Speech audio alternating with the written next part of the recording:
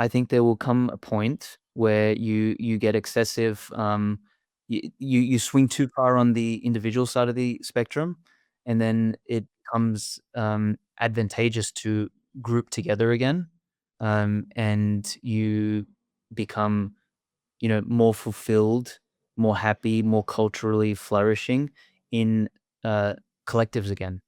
I think there's a resurgence of the desire for people to build tribes, communities, even fucking like network state, like even microstates, and saying that we're gonna do this and we're gonna really group together because getting 10,000, 100,000, million people, 10 million people of a similar mindset, similar ideology, similar um, vision for the world is way more powerful than individuals doing it.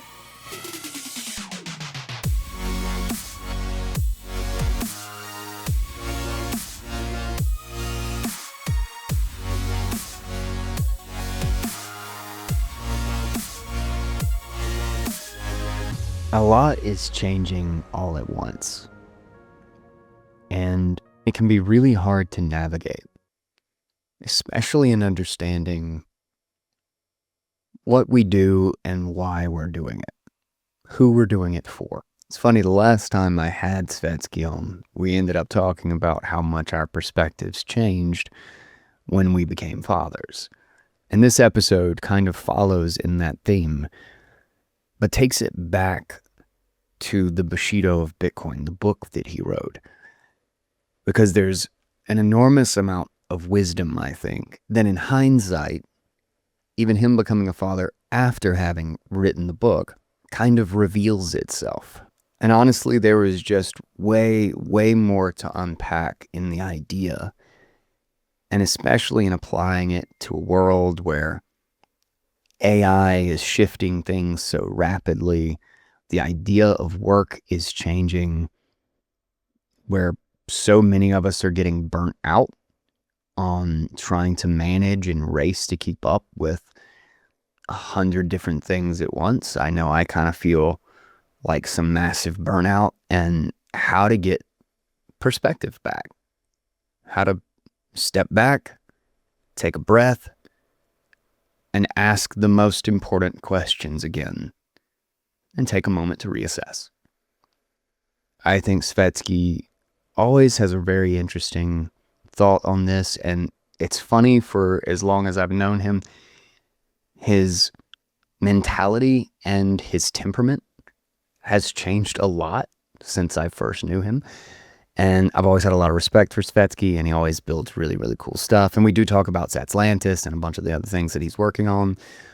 But this was just a really great overall conversation on kind of building a bridge between our two perspectives, because we're not totally in the same place politically, but we have so many commonalities in kind of what we see as the right action, the right behavior, and the right philosophy to have, that it's really interesting to see where we do disagree and why we may come to different conclusions. So I'll let that be our lead in, and I won't go into it too much, and we'll get right into this conversation with Aleks Svetski. This is on the Bushido of Bitcoin. This is chat 165, I believe. Family and Focus with my good friend Aleks Svetski. Welcome to the show. I'm not going to do a lot of pomp and circumstance about it, because we talk all the time. But I actually want to talk about the whole, like, feeling disconnected from, like, the internet. Yeah. Because my relationship, especially to X, has changed a lot in the last couple of years. And I'll still kind of like find myself, because I as a podcaster and content creator, and like trying to push the pair drive and everything, is I have to be up there to some degree. And I'll kind of catch myself kind of falling back into like an old sense of it, but it never stays long. I usually kind of get snapped back to reality. from time to time, but it's weird how my relationship to it has changed. Like, I just don't take it nearly as seriously as I used to. I mean, it used to feel like I was only connected to the world if I was Mhm, on mhm, mhm. Twitter, you know? Unpack when and how your relationship to it changed. Because you talk about that a little bit in the book, actually, in the Bushido Bitcoin. A little bit, but that was again, it was a I think the biggest drastic change happened, about 6 months ago, a little bit more. Um, but I was gonna say what you just mentioned there about not taking it seriously. I don't know if this is part of getting old, dude, or if it's something else, but I don't nearly take as many things seriously anymore when it comes to, um, anything digital. I remember when I was younger, I used to love fucking movies, for example, and I like, the movies Mhm. would really, like, impact me and stuff like that, and I'd really enjoy, and, I just tried watching, a couple movies in the last week, and I was like, I just don't take it seriously anymore. I don't know what it is, so I don't know if I'm going through a phase or something, but I found that Dude, really I weird. wonder the same thing. Maybe it's age because I've had a similar thing. Like I find it funny that you bring up movies because I mean, I went to school for film, right? And Mhm, I mhm. was a movie fanatic, Mhm, but mhm. I still do love a fantastic movie. But I do have a slightly different relationship with them, and I do not watch movies at all like I used to, like, not even close. In fact, the first time I went to the theater in a year was and this is probably mostly just because of kids, but, um but I think there's also I just went to see Hail Mary, which I really enjoyed, good movie for anybody curious, especially if you've read the book. It holds pretty true to the book, but, I'm still like a story fanatic. Like I just love a good story. But part of me also just thinks that like a lot of the content is just shit. It Or might be content, but even old movies I went back and watched. Do you know what I'm you and I have spoken about this in the past, like, Mhm, I'm still enthralled by good, stories on Audible, for example. So I will go mhm, back and I'm mhm, going back through and listening to older ones that I've listened to many times. So I just did the Hyperion series again. I'm going back through now and I'm gonna start, I redid Shogun again and a couple of the Asia series from James Clavell, which were all bloody fantastic.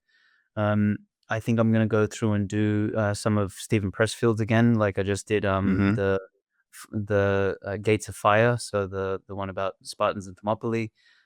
So, like, I'm going through back and doing, like, the ones I really love, and they still touch me deeply, but, mhm, I yeah, like, even old movies that I enjoyed. Now, this one is a little bit cringe, but I think the, um the Superman that Zack Snyder did with, what's his name, Henry Cavill, was the best Superman ever mhm. made, right? It was very good. Yeah. It was really well done. And I remember when I first watched that, I really enjoyed it, like, I was like, "Oh, this is fucking great." And I watched it the other day with wifey, and, she loved it. She was like, "Oh, this is really cool. I never knew this existed." She's like, "I don't usually like sci-fi." And I kinda watched it, I was like, "Yeah, okay, this feels like a fucking video game." And I was, like, super bored through it. Yeah. Um so I don't know, maybe my taste changed a little bit. What Mhm. do you know what I think I need to do? I need to go back and watch something like Braveheart or whatever, like Yeah. something that is, Yeah. sort of gut wrencher and see how I feel about it. Yeah, that's the test. That's the test. Go back to the classics and try to find that Mhm. that Hyperion or whatever of Yeah, which, by the uh-huh. way, I finally listened to, at your recommendation because I believe I was trying to start a conversation about it and you said, "Just fucking listen to it." Yes, yeah. Um, um, and, which I hadn't actually hit the 3rd one, so I'm just I just finished the 2nd one. I ended up back on a couple other books, so I'll be coming Uh-huh. back to it, but it's fantastic. I love it. Dude, Really love the first one. Really loved the first one. you'll cry by the time it's ending, man. Yeah, yeah, it'll fucking shake you. Dan Simmons, in my opinion, is one of the best writers I've ever met. I'm, uh I'm kind of a bitch when it comes to that stuff anyway. I cry. Anything that, like, is, like, even slightly meaningful, I'm like, "Yes, that's so fucking true." Oh god. Um, but, one of the things about, like, social and X in particular is I without a doubt, this is a piece of it. Like, I definitely changed when I became a dad. Mhm. And I don't know why. I don't know what it is that just kind of, like, reframed just a little bit, and maybe it's just, like, I was kinda, like, forced for real life to actually be real and here, Mhm, mhm, mhm. like, my attachment to those things is just like, "Man, you guys go Less handle that important. bullshit." Yeah, yeah, I yeah. just, like, has this I can't spread my focus on all of this garbage. And it's like the world's just gonna do whatever the world's gonna do, like, yeah, aside from me trying to fix things for myself and for people I know, what the hell am I gonna do about the war in Iran, Like, um, and, uh, but in addition to that is I think the number of things that I watched and or read and or just saw going, viral on X, which has sped up a lot, were just fake. Like there's just a lot of stuff that is fake. And I think a lot of things that look real are fake now. With the way tech has gone, it's just so obvious that I genuinely think I can't trust any of it. And I'm wary even of the things that seem to have like a strong basis. And it's why I can't like put a ton of value on all of it because it's like, how do I know that that's not just the algorithm, Mhm. y- you know, eh, like confirming my bias, like just Yeah. putting those things in front of me that I am like a little bit like, oh, maybe that's true. And then suddenly I'm seeing a lot of videos about that and new evidence in relation to that. And all I can think is of like, the flat earthers who are so certain of this and they have like these videos and stuff and they pop up and the people who are I stopped and watched one of those stupid videos that like, "Do this 5-minute exercise and you'll be amazing." And, like, I've got, like, 80 of them now, and it's like, "Do this with your fingers and you'll never get Alzheimer's." I'm like, Yeah, "Jesus Christ, yeah, people." And, yeah, like, I yeah. have 100 of those stupid videos in my feed now. And I still kinda, like, stop and watch them, but now I just see them all as, like, it's all just bullshit. There's no 5-minute It's all shortcut. marketing. Yeah, Like, yeah, yeah, it's yeah. Mhm. marketing, like, it's pay attention to me, um and I don't know if I'm more aware of it or if I'm just, like, older and desensitized, and maybe it's just a lot of things, but I just I don't know, when somebody gets mad now about, like, some stupid little thing, I just kinda, like, sit back and giggle. It's like, "How are you so impassioned about this, like, one little thing that you just discovered 11 seconds ago, and Mhm. you just have this, like, emotional baggage ready to go to, like, stamp onto whatever's new the new topic or issue is, and you got a violent opinion instantly, and just I don't know, it's amusing. It really is amusing, and it kinda makes you laugh at yourself from back in the day. Absolutely.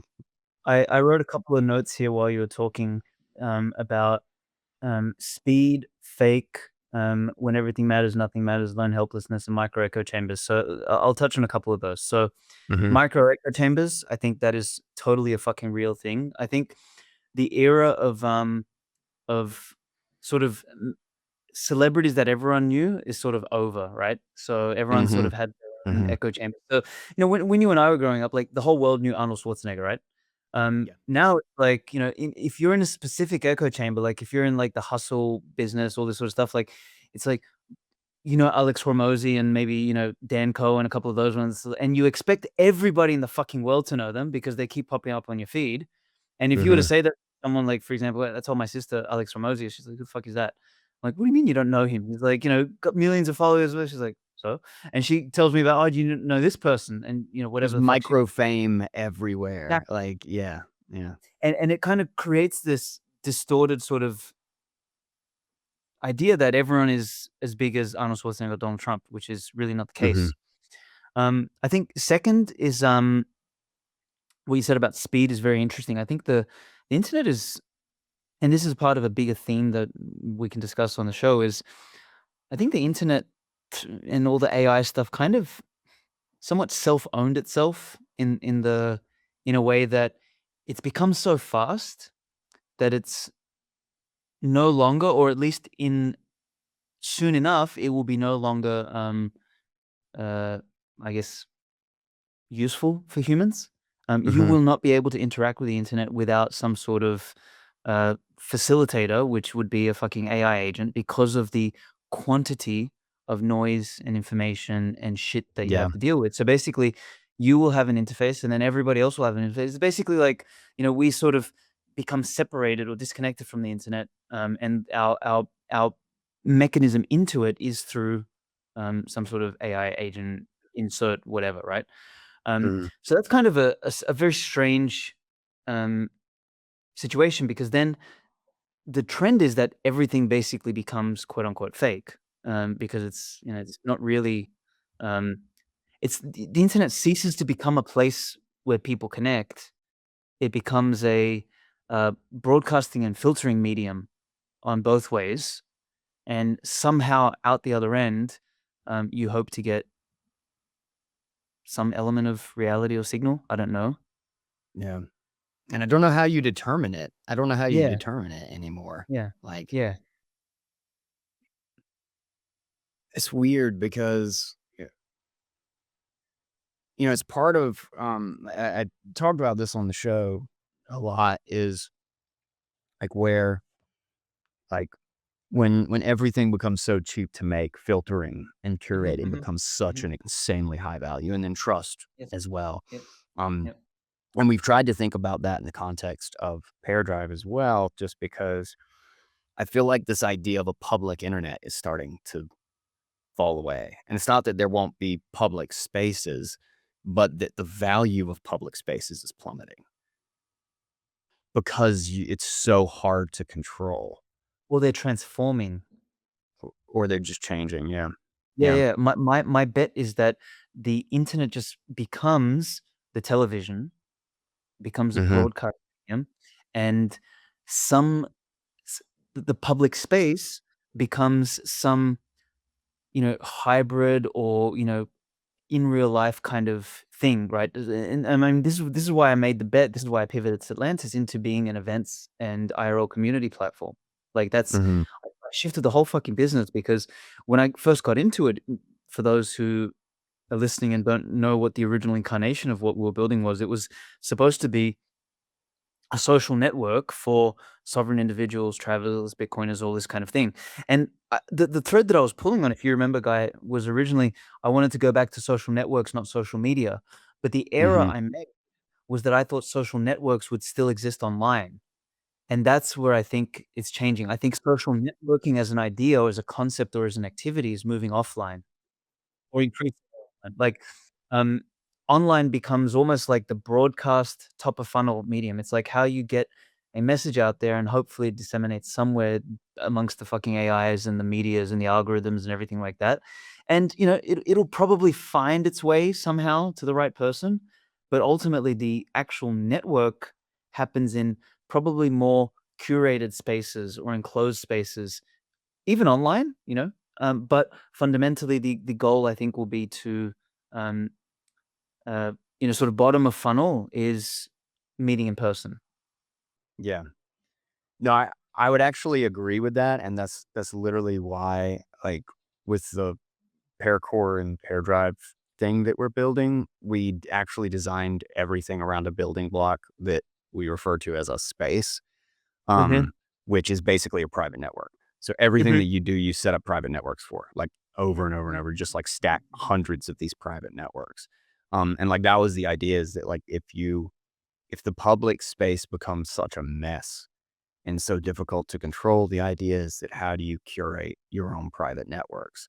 And how do you Yes. do so in a way that you don't even realize you're doing it? You're just deciding it's essentially treat everything on the internet like group chats in messages. Yes, yes, yes, yes.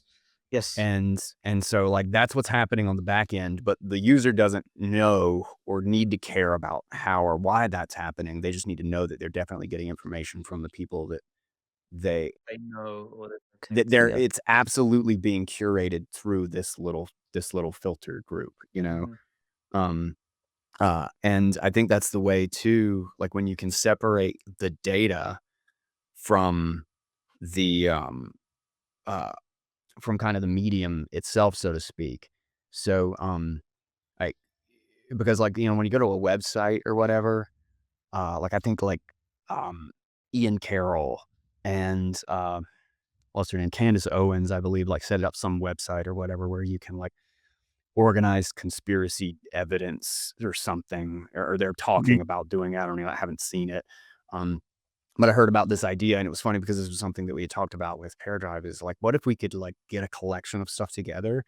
Um, but the problem is that they're this central point of failure. Not only can they be shut down and they're the host, um, but it's like everybody has to create an account and then you have to know or wonder like whose vote should I value or whose connection should I care about? And I was just thinking that like a combination of Nostr and private networks are like a perfect, like peer-to-peer networks are a perfect use case or back end for this type of use case because you can just weigh the people that you trust and their evidence, like I could put something up and then have you be the one that says in this little group, be like, no, this is totally an AI video, guy. You're retarded. Yeah. Like how did you fall for this? This is not like look at Netanyahu's eyes or whatever. Whatever this is. Um and but like we can basically curate that for ourselves and then we can slowly add people to our group to make comments or add new information or their perspective on it. Um and and I think that sort of thing is only most valuably only most valuable if you actually meet people in real life because like the only connections I really trust online anymore are the people that I know I met at a conference. Mhm, mhm, mhm. And I know I remember, like, talking to them who they are level, and everybody else is just like, "That might be a bot." You Yep. know? I have, like, 3 agents now for different things on my little Mac Mini that I work with. Other than the fact that they tell me I'm absolutely right all the time, I have no clear indication that they're computers. Yeah. You know? Like, it feels like I'm talking to humans. Yep. And sometimes I'll even fall into, like, human conversational habits, Yeah, like yeah, exactly. Yeah, yeah, yeah. and then I have to register. It's like, man, this is a mirror. It's like this is a computer pattern reflector. I gotta tell it to tell me when I'm wrong. God, Yeah, you're absolutely right. When I'm just like musing on something, I'm just like, God, yeah, stop fucking blowing smoke up my yeah. ass. like I'm trying to figure something out, man. Uh, That to me is the most frustrating piece of all of that shit, actually, honestly. I was just saying that to my wife last night, man, because I was asking it to, like, write me up. I was actually doing sorry, not write me up something. I was, like, going back and forth and research kind of trying to jam with it, and it keeps telling me, "Oh, no, you're right. Actually, let me tell you this." It's like, "No, I'm not fucking right. I'm just, like, asking you to, like, stress test this fucking idea." "Oh, sorry. No, no, you're right. Let me stress test it." you're right. I should trust this idea. You're right. I shouldn't just agree with you. Yeah. It's like, I wanna kill you. Um, Couple more things I wanna throw on this whole, like, getting offline. So, 2 other things. So, for me, the I had kind of increasingly felt disillusioned with Twitter and online in 2025. And for me, the sort of the final straw was 2 things happening simultaneously. And, for people who've listened to me on some other podcasts, I've mentioned this, but basically, son was born. And, around the same time so around that time, I took decided to take 2 weeks off, like, 1 week Mhm, before due and 1 week after, to just, like, not go online and just, like, savor the moment. We did a home birth, we did all that kinda thing. And, I literally logged back in to tell the boys from Bitcoin News that, "Hey, we had a podcast booked." And I was like, "Dude, I'm gonna take another week off. Like, mhm. let's reschedule the meeting." And when I logged back in, it was right around the time when, that Russian chick got stabbed in the throat and, Oh, dear all that God. sort of shit Yeah. happened, if you remember, right? And dude, that, like, I think I told you last time, that shit shook me up. Like, I couldn't sleep for a week. Like, I went and rage posted all this kind of shit. And then, the week after that, Charlie Kirk got shot, and then kind of the conversation turned there, and then all of that sort of stuff happened. And then a week later, some fucking other shit happened. Everyone forgot all about Charlie Kirk, forgot about Arena, and the world was on some other fucking hysteria. And it was at that point that it kind of like dawned on me. I was like, when everything matters, like I don't like nothing matters anymore. And you kind of touched on this before when you were saying like I can't care about everything, and that's really what it is. It's like the speed of not just the speed of general content and internet and information and all this sort of stuff, but it's also the speed of hysteria has increased to the point where I don't think you can actually care about anything anymore. And what it leads to is something really dangerous, which is learned helplessness. Because what you're seeing is a constant barrage of shit that you literally cannot do fucking anything about. You said it before, like, can't do anything about the fucking war in Iran or in Russia, or this chick getting stabbed, or this thing happening, or this fucking motherfucker lying to you, or this person getting hacked, or whatever. Like, there's so much shit going on, and literally, you can do absolutely nothing about 99.9% of it. Um, and it trains your brain to perceive the world as a place that you can't do anything about. Um, and I read this really good article, that, uh, by this Aussie guy, actually. He's a very good writer. He talked about he called it, Chesterton's, Chesterton's microscope. With the like, he gave it a moniker, and he just said, "You've got telescopic thinking, and you've got microscopic thinking." And telescopic thinking is basically, think of what does a telescope do? You look through the thing and you take all the big things that are really, really far away and you bring them really close to you, right? So telescopic thinking is, what the internet does. Like now we can see Yeah. things happening around in the same second and kind of like brings all the stuff that's far away here. Microscopic is the inverse, right? It's taking all of the small things that are really close to you and magnifying them, right? Um, and we used to be far more microscopic as a species, as a culture, as a society, and all this sort of thing. And this isn't to say one or the other is bad. It's that, when the whole world was very microscopic, it actually paid to be telescopic, to know what was happening far away, because that gave you a major edge. I actually think we've reached the point in society and civilization where it actually pays to be more microscopic again than telescopic for a couple of reasons. One, because it trains your brain to undo learned helplessness. Like, you actually Make you learn realize you helpful. have control over stuff. Exactly. Yeah. Yeah, you can actually so like, people know more these days about fucking flat Earth or whatever else happening, but they don't know their neighbor, right?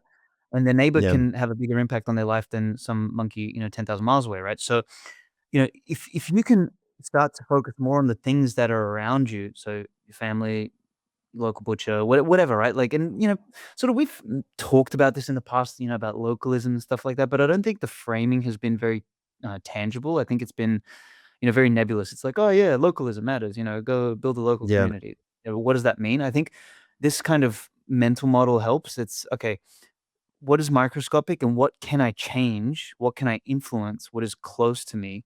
And how do I increase the number of microscopic interactions and focus points in my life? Because then I can actually improve something. And how do I decrease the telescopic ones? And that's actually been my personal journey over the last 6 months. I've been Mhm. trying to move more and more and more and more in that direction because I just genuinely got to a point where I was like, man, I feel useless. And in fact, the last point I was going to make was something about like I don't feel like I have a lot of advice anymore to give anyone because everything just feels fake, but we can talk about that next, but I'll pause here. It's like, when everything matters, nothing matters, learn helplessness and telescopic versus microscopic, and trying to shift back to microscopic so that you can rediscover the things that actually matter, because Yeah. not everything matters.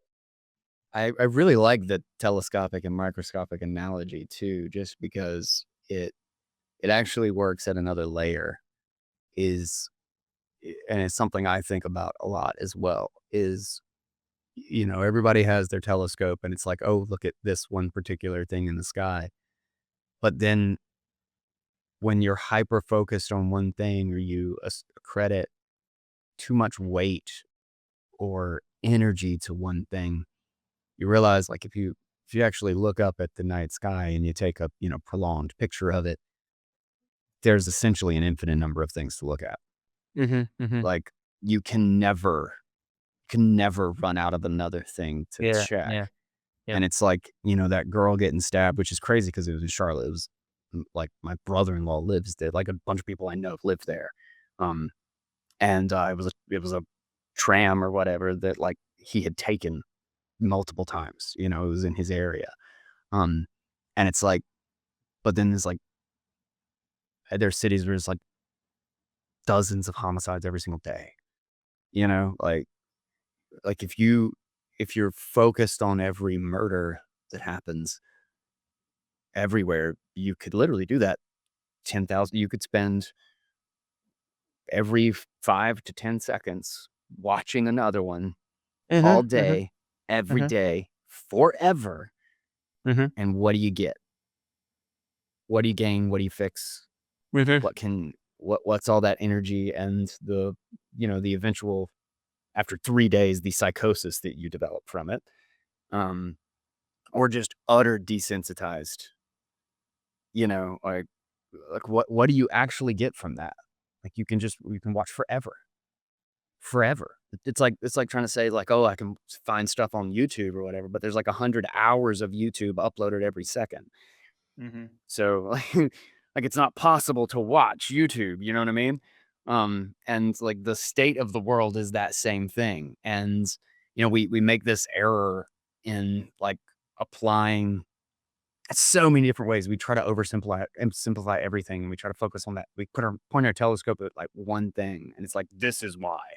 Or it's like, your cholesterol's this measure. This is why you're unhealthy. Yeah, Just yeah, yeah. take a cholesterol pill. Or, uh, you know, somebody tweeted this. This is why the market collapsed. It's like we so drastically oversimplify these Yep. vast, complex systems that there's nothing to actually point at. We just kind of like correlate stuff, and it just it's crazy. And to realize how much energy we waste. Well, this kind of ties into the other thing that I quickly mentioned is that people have been asking me, oh, when are you going to write again? When are you going to come back online? Are you going to do a podcast? And I kind of my response at the moment is, and this response might change, but I feel like I don't have anything useful to say, and that is related to what you just said. It's like, when I was a bit younger, I was so certain. It's like, it's because the central banks are printing money. That's why we have all these problems, right? And then I, wrote Bushido Bitcoin. I kind of debunked that for myself, and I'm like, okay, well, fuck, this is actually way more complicated than what I thought. And then it's like, it's because of people don't have virtue. And then, I'm a little bit older now, and I'm like, well, it's not just that either. It's fucking all sorts of other things as well. And it's just, you know, I don't know if it's because of sort of the older you get and the more you sort of you've seen so many things, you realize that it's never one thing. It's never Hmm. so simple. And advice really is, I mean, there's basically like 10 principles for life which have never changed, since the beginning of time until now, right? And like, I don't know, I almost feel fake, or I feel like I don't have anything really useful to add to the world anymore. That's maybe not a right way to put it. It's like I don't. You don't feel so certain enough that you can tell somebody else how to do it. Yeah, Yeah, yeah, I get that sense. and it's and like, what am I gonna do? Get up and like tell people how to do this or that or whatever? It's all basically nobody knows fucking anything. That's the real fucking reality. You know what I mean? Like nobody knows That's shit. it. That's it. And everybody who does is pretending. Yeah, Like, and it all just feels like a big fucking racket. Yeah, man. we are all monkeys throwing shit at a wall. Yeah. And this is sort of why I kind of made the decision to like go internal again. Maybe it's somewhat related to Peterson's clean up your room because there's Yeah. I think about that all the time. yeah. I think about that shit all the time. Is it like, who am I? Like, I'm telling people how to run the government or this, that, or the other, and like, no, I can have a thought about like whether or not like you should enslave people about a simple moral principle. But my room is a mess. Like before you're ready to plan how the world is going to work for everybody else, you know, like clean your damn room. You think you Mhm. got the master plan for anything more complex than a Anything, 10 yeah. by 12 feet like Mhm. square that you sleep in? Like, no, you don't. Nah, none of us do. In fact, I think it's a folly to think that you actually can plan it, like Precisely, at all. precisely. So, yeah, anyone thinking about that, who anyone who wanted to ask me is like, like, literally last week, someone was like, "Hey, weren't you gonna write that second book follow on from Bushido?" I was like, "Yeah, kind of," but I don't know what to say. Which is a strange period of my life, honestly, man, because I always, like, growing up, my 20s, 30s, everything, like, and I'm still in my 30s kind of, but on the later half now. um I always had so much to say. I wrote Mhm, fucking millions of words on Bitcoin, on this topic, on that topic, on all this sort of shit, and I just don't care as much anymore, and it's a weird place to be because I've cared so much all my life, and this is another sort of thing I've been battling with is the line between apathy and care, and I don't know where that is. I'm sort of exploring that, because it's very easy in this state to just get apathetic about everything, like, just to not fucking care, um, mhm. but I don't think that's healthy either. I think that is, somewhat dangerous because You can just as easily neuter yourself from things you can actually do something about. that, yeah, exactly, and I think also just a really important, um, condition for being human is to actually care about stuff. Mhm, Um, so, I don't think it's healthy to get increasingly apathetic, and I haven't fully come out of the apathetic stage. Like, but I'm trying to find where, like, selective care is, mhm. and it's an interesting experience. I'm curious to know if you sort of have any similar feelings at all, in your journey. I do. I don't think I I wouldn't call it apathy in kind of like how I see my shift. I think it's more like I'm being more deliberate about where I care Mhm, mhm, because and I don't even mean that specifically of like I only care about my kids or something. I mean it in the sense that like I can still argue and value my principles, but I focus and maybe vibe coding actually I think has had like a big difference here because there are things that I'm just if if I don't like it, like if I'm that concerned about it, like I can just go build a thing. Like I can just go do it myself. Um Granted I'm also hiring people to help me turn it into something that's not vibe coded slop. So, but which dudes the tendency, my own just a little aside, my tendency to want to build everything all at once is mhm, so mhm, stupid mhm. and unhealthy. But I have a really good back end guy who keeps me so grounded. He's like, dude, you just designed like 10 different things. And like what you got we gotta reel this shit back in, my dude. Which is actually super nice. Because the AI just keeps telling me I'm absolutely right. Um, but uh yeah, I think it's somewhere in this middle ground between telescopic and microscopic, right? Is that okay, what can I change at a small or very local area and then give to the people that I care about or kind of work with the people I care about that might have some middling effect, you know? Mhm. Um, and, and I do also think just in a general sense that like kind of keeping up to date on, I guess, concrete things. Like it's less about like oh, this big abstract vague thing of like this country controls this country and this thing is World War III starting, but more just what tools do we have available? Politics Like in what? general, yeah, I think politics in general sort of fits in that category. I think politics is Yeah, like masturbation for the mind, and it, yeah. makes you think that you're discussing things that matter. But I think in the end, unless you have a It's the ultimate participation trophy in society, right? Is it that you really is think you're doing exactly. something, but Yeah. nothing is actually happening. Like people Yep. are just using you from Yep. every Yep. different direction. I think unless you have the capacity to influence, or have a high degree of power, like, unless you're an Elon or a Trump or something like that, Hmm. that makes sense. Like, that's politic in the truest sense of the term. But fucking raging on Twitter like a dork is like retarded. Um, Unless also you have, 10 million followers on Twitter, in which case, you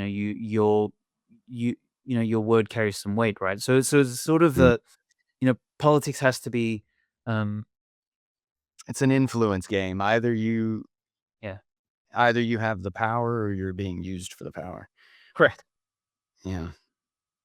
Um, Um, but it's funny that you actually brought this up or this change in perspective as like potentially contrary to kind of your perspective in the Bushido of Bitcoin, because it seemed like you were talking about this a lot in Bushido of Bitcoin, or at least I was, kind of in yeah. like a tertiary sort of sense. You were talking around the idea because so much of it is like, I mean, if you apply the virtues, this is kind of where you end up in in a way, you know?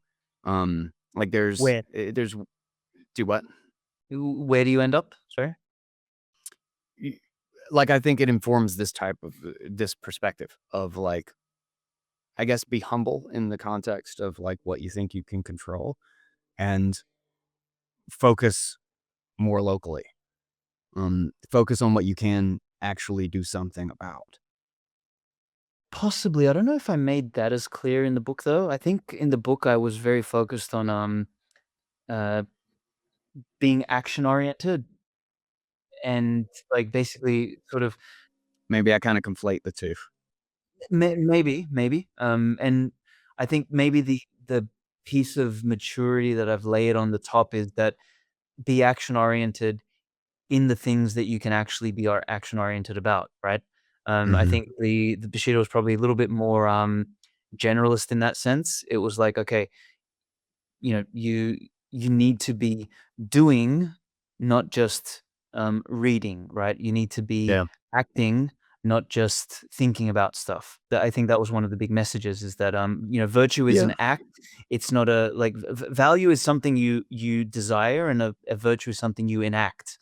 And that Yeah. was sort of one of the core messages of You the book. can't speak of virtue. Virtue signaling is an oxymoron. Yeah. Exactly. So I think now that I'm, going through this sort of next phase of development as a person, as myself, I'm thinking now as like, okay, well, there's so many things I could act on. Let me try and figure out what is the few things that I should act on that will have the highest meaning or biggest impact, because I Mm. can't act on everything. And maybe that was a flaw in Bushido actually that I can potentially point to, is that I think Bushido was very grand in sort of the aspirations. It was like, you can act and you can bend the universe. And who knows, maybe that is true. Maybe I'm in a slightly low energy state now where I'm a little bit disillusioned with how much of the universe you can bend. Um, or maybe I'm being more practical now in the sense that, hey, my universe is smaller and I will bend that piece. So I don't know, I'm still sort of exploring around this idea. Yeah, I'm curious how you, one of the things in the book in particular that has stuck with me and I have not properly, um, I don't think I've properly implemented, but I really want to. And it kind of changed my perspective on kind of things in the past is this idea of rituals and kind of the value of like legitimate danger in like a challenge, Mhm. especially when growing up. Um, like it's funny, I've made the case to like my wife and my sister-in-law about dueling. Uh, which like and every once in a while they come up and like, I thought that was so crazy, but you kind of got a point. like, and I'm like, I mean, he kind of lays it out like in a really interesting way that I hadn't truly considered is,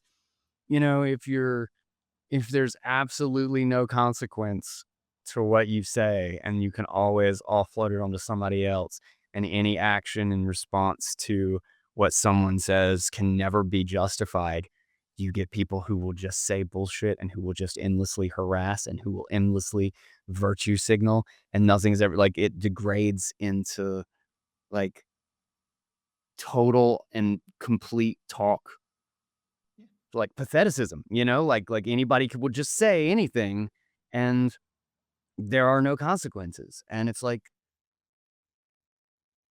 nah, it should be kind of on a spectrum, and like it should be dealt with locally, like constantly offloading. Like think of how many bad things have occurred and how much like authoritarianism has occurred in the world because we always think it's somebody else's responsibility to deal with who's right and who's wrong. Mhm. Like we've always offloaded this responsibility to some other person or some authority. Like how learned, how much learned patheticism does that create in the world?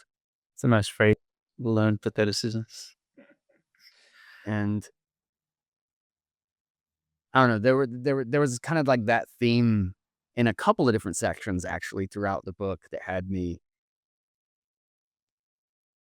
It definitely had me thinking. It's enough so that I still will randomly talk about it, and I keep telling my wife, it's like, "You should just listen to it. You should just, like, knock it out just so we can debate or we can talk about, like, this issue or this thing," because it also changed it made me think differently about government, not really kind of about the moral principle behind it, and what I would see is the natural evolution of society, so to speak. But it did make me think differently in how like, what the role of a leader is supposed to be, so to speak. Um, because I don't think it's so much actually, before I go off on some, like, rant, why don't you kind of give maybe a general overview of, in fact, I don't even know which virtue it would have fallen under. I guess this would basically be under, uh, respect. I don't think that was in the virtues section. I think that was in the other sections. I don't Okay. remember what exactly. Um, I wanna say a couple of things. First of all, I'm curious on your that was one, the dueling. Um, Mhm. Actually, dueling might have been, yeah, you're right. Maybe dueling was in respect, um, somewhere there. Anyway, too hard to remember. Too much time since Yeah, where it was doesn't it matters less. the one that I was actually more curious about was your how you like where you're sitting on the might is right section, because I know that one is Ah. Yeah, yeah, yeah. that one I felt was yeah, more interesting than a normal one. Yeah. There's a there's a back and forth dynamic with that one for me, is I definitely I was surprised by the argument. I was surprised by the argument because I thought I was going to disagree with it Mhm. for most of the section, and I didn't. Um, because, there's, I think it's, Jordan Peterson, I think, actually has, like, some really cool things talking about how, like, you have to be powerful because you cannot be a good man unless you're powerful. Mhm, mhm. Dangerous, Um, dangerous. or dangerous, excuse me, dangerous.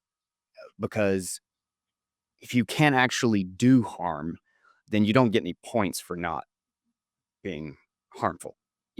Like if you're so weak that you can't actually do anything of consequence, then you can't just be a good person by default because you can't hurt anybody. It is only through having the power to do harm and choosing not to that you can actually be virtuous. Um, and this idea of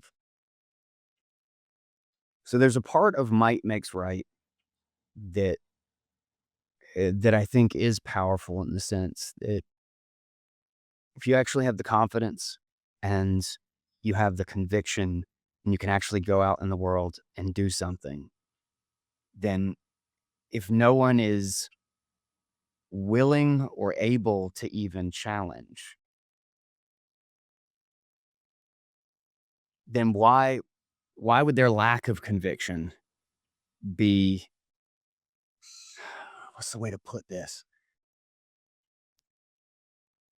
It's really hard to explain without like falling into kind of like a political sounding context. Yeah, can I read a section from a recent essay? I don't know if you know Bennett's Phylactery on he's a Utah-based guy. He's a writer on Substack. Have you ever come across Don't his know his stuff? name. Don't know the name. Man, he's so good. He's so fucking good. All right, I'm gonna read an excerpt from one of his essays that he wrote a couple weeks ago. Um, Mhm. so there's a section here. It says, in other words, politics is violence. So it includes direct violence, like fighting wars Mhm. and killing criminals, but also taxation regulation, which are backed by the threat of violence. It is definitionally the domain of coercive power processes. Markets, meanwhile, are the domain of power processes beneath the aegis of the political, where the role of force is occulted. Neither party in a market transaction applies coercive force, but only because an unseen third party applies force against both parties, ensuring their respective property rights, enforcing contracts, etc. What makes a libertarian, morally, spiritually, temperamentally, is the belief that there ought not to be any outside power process. So this is the interesting part. So he says libertarians reach the important insight that all politics is violent, and thereby conclude that politics is illegitimate as such. The heart of this moral frame is that power, i.e., force, aggression, coercion, is definitionally evil and definitionally contraposed with freedom, which is good. To the degree that power is exercised, freedom is abrogated. Huge swathes of people who call themselves conservative, virtually everyone we would call a sympathetic normie, is actually libertarian in this dispositional sense. The Republican politician, if he is animated by any ideals at all, is animated by libertarian ideals. Small government, constitution, rule of law, these are all different ways of saying I should not be in charge because no one should be in charge. We should all play by the mutually agreed rules so that all transactions can be voluntary or reciprocal. To be clear, their stupidity on this point is the only reason they are not leftists. In fact, the stupidity is almost, but not quite, the only thing that binds the anti-left coalition together. I'll explain why in a second, but first let's talk about why this is a stupid thing to say and believe. The first problem is with this frame is that power, like matter and energy, is conserved. The problem was well understood by the Romans 2,000 years ago. We can say that a ruler should obey the constitution, but the constitution cannot be obeyed. It does not have an intent, except maybe James Madison, and he's not here to explain himself. So someone has to evaluate whether the constitution has been obeyed. Is it James Madison intent that is sacred? Should we conduct a seance? Maybe we accept that Madison was a mere mortal. Is there such magic words in themselves, something God breathed? Even then, Scripture is not itself self-interpreting. Which prophet or priest is authorized to discern the divine from the will from the words, and why them? No matter what theory you have about what the Constitution is and what it means, in the end, you are left alone with the words on the page. Theocracy doesn't mean rule by God; it means rule by priests. Rule of law means rule by lawyers. No matter what Rube Goldberg machine we construct to govern us, it will be composed of human beings. And in the final analysis, some human being has to decide what to do. Power is always conserved because someone always decides. Um, that point to me was just so fucking important because like you can try and build all of the sort of the frameworks around, but the rule of law is still going to be the rule by the lawyers. Like the interpretation matters, and the interpretation is this reminds me of Nietzsche's famous old quote. He said, "There's no such thing as the right interpretation. There is only the interpretation backed by the most power." Right. So then Mhm. he says, the second problem with this frame is that power and freedom are synonymous. Because someone always decides, there's no such thing as being left alone. Leave me alone is a command, and the power to command works the same regardless of its content. Either you are strong enough to make uncooperative people do what you want, or you are not. The man who says, I just want enough power to defend my rights, is in fact saying, I want enough power to impose my will on everyone who disagrees with me about what my rights are. You may insist on using power defensively, but you cannot insist on having power defensively.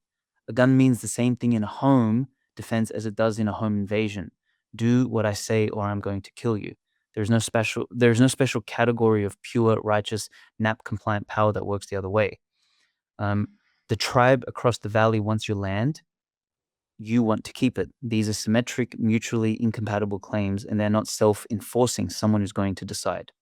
And in general, that person is not going to be you, because threats to individual rights come in the form of mobs or armies.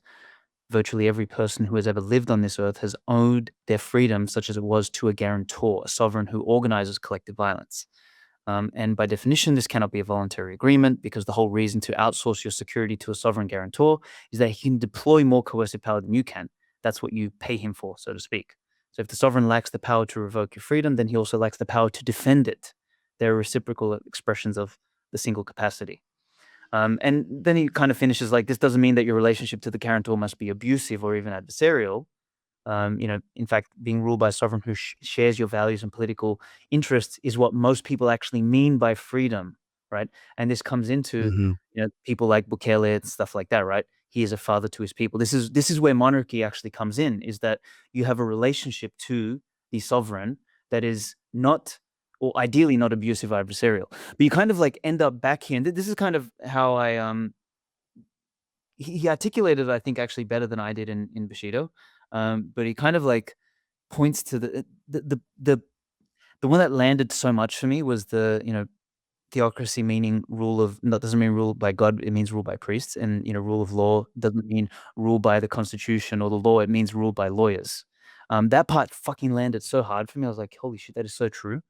Because in the end, that there isn't, everything is an It's just interpretation. And then, people. yeah, it's It's just the fucking people. perception of who you have to listen to. Yes. Um, and this is where I go back and forth, and this is where I really like this section in the book, because I didn't agree with it completely, Mhm, but I mhm, couldn't disagree with it in a lot of mhm, mhm. in a lot of ways. And this section is a good example, as I think it does a very good job of defining a lot of the pieces and how power actually works, and the idea that power can't be, even though you can choose to use it only in a defensive sense, it's the same thing either way. Yeah. Like it's whether or not you have the power to govern yourself, or to choose or enforce what you want for your life over someone else's power to control you. But then in the same sense, when you have this, like even if we set aside the morality of, from a kind of libertarian principle concept, is I think you have such negative fallout from power imposed on other people's lives, because you're acting on information that only the other person can know, in the sense that, like a market, like I think violence is almost universally a market distorter, not a market signal, because it's purely within the human realm, when or the social realm, so to speak, when the market itself is attempting to assess value judgments against all of the things that the universe is trying to kill us. This is exactly why, when you have a government trying to control the market, it eventually just gets out of balance against, like, when we just decide, when we commit financial fraud at a staggering scale, all it does is it just leads everybody to go into debt, and we overconsume ourselves until the whole thing collapses, right? And that's because the violence is actually putting more influence over the market than the actual value and need of the individual thing. So it keeps telling us to do things that are self-destructive. It keeps giving us the signal and the incentive from a monetary perspective to do things that are destroying. literally destroying stuff than to not change our behavior to actually not run out of shit, which is the whole point of the market. So, but then when it comes to like might make right, like if you can't defend that, if you don't have a system in place or the technology doesn't enable you to actually defend it, then it doesn't really matter. Like the Constitution, and this is something that was a point driven home well before all of this, was that the Constitution is just a piece of paper. It can't stop anybody from doing anything. It's got nothing to do with any of this. It's just, it's little more than kind of an ideological framework for how to convince people what they should actually stand up for. Is it like, okay, at what point are you going to be loud and get in someone else's way?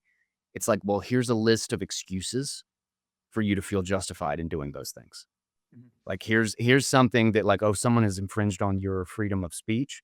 Well, then actually stand the fuck up and do something about it. Like, and it's like, it's like somebody wrote down permission for you to be mad if this happens, to actually Mhm. exert some power in defense of yourself.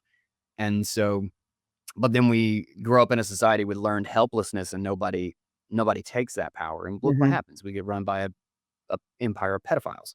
Mhm. Mhm.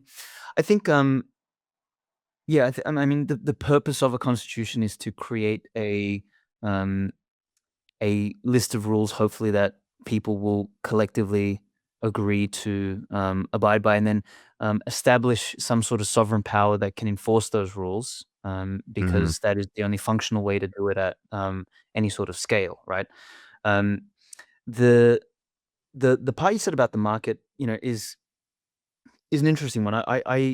You know, in my time as a libertarian, I started to believe that the market comes before um, politics, like economics is upstream in politics. But I've come to believe it's the other way around, actually, because the political framework defines or the politics defines the framework in which the market can operate. Because the politics, which is also somewhat downstream of culture, I guess, they're kind of close in the stream.